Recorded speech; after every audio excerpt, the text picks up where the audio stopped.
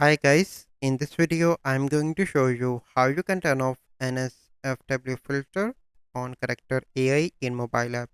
So first step, you need to open app and log in into your account. Once you log in, simply need to click on three dots and you simply need to go into the settings. But once you are in settings, you scroll down the complete settings, but you can see there is no direct option. So how you can do that? So you simply need to come back, select any conversation, and here you need to type a message: turn off nfsw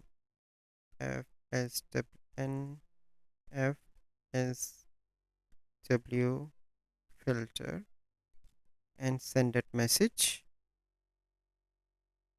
Okay, I have done it. So here you can see this bot will do it for you. So this is a process that you need to follow. I hope you like this video. Thank you. Have a good day.